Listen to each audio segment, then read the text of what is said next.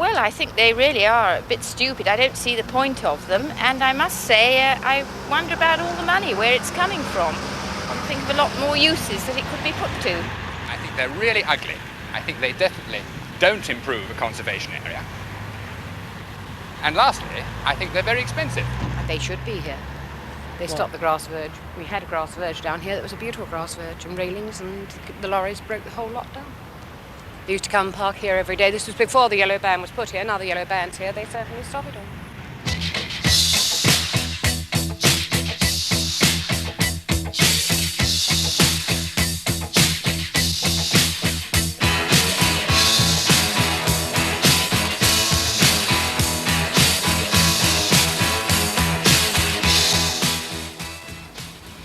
Bollards.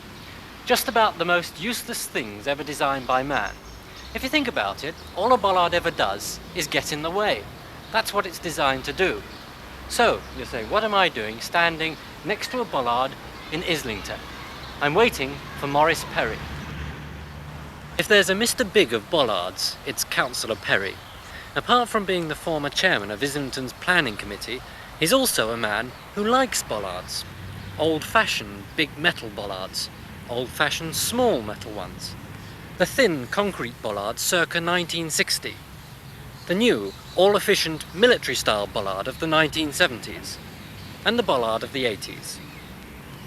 The cheaper private Bollards council style and the cheaper private bollard.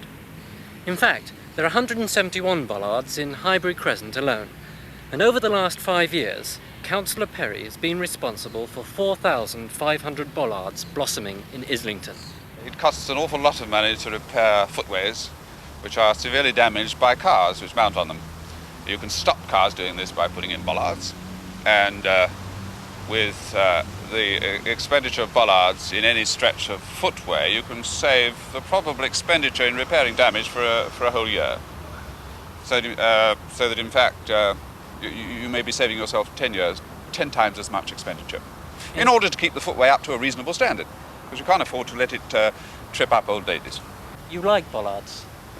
Yeah, basically. I mean, if you can design me a nicer one, I'll have it, but I think these are quite nice, yes. You're not worried that Islington's gone over the top a bit? 4,500 in the last, 5 years? Yes, but you must remember that we suffer so much more traffic, so much more parking than we did in the past. It has really become quite intolerable to local residents, the amount of parking that we've been suffering from, and the damage to the footways, which increases every year. As a council, we put a lot of emphasis on footways. Why? Because we have an awful lot of people for whom walking is the only means of transport, right? To get to one place or another, they've got to walk, and you've got to provide them the facility for doing it, a decent footway. So that's what it's really about? It's not protecting something or anything like that? Well, you're protecting the footway and you're protecting the pedestrian, actually, from being knocked down, because we have an awful lot of accidents. To every force in one direction, there's an equal and opposite force in the other direction. In this case, Charles Wood. He works in the city but lives in Islington and has seen bollards sprouting up all round him. Well, they have no use. They're totally unnecessary. So in our borough, the council has peppered the streets with hundreds of these horrible bollards, really ugly. And yet, they've just introduced an extensive new parking scheme. I mean, they stop cars going on the pavement though, don't they? That is true, but so does the parking scheme. Cars can't park here anyway now, because we have yellow lines, and the meters, and the wardens. And they're meant to sort of save damage to the cables and the water pipes. That is the theory. What's wrong with that theory? What's wrong with the theory? We've got you, haven't we? Well, I mean, there is simply no end to it. I mean, you either splatter every street with hundreds of these bollards and feel happy. I mean, I assume that Councillor Perry doesn't feel happy unless every pedestrian is protected, every single street is defended from the car.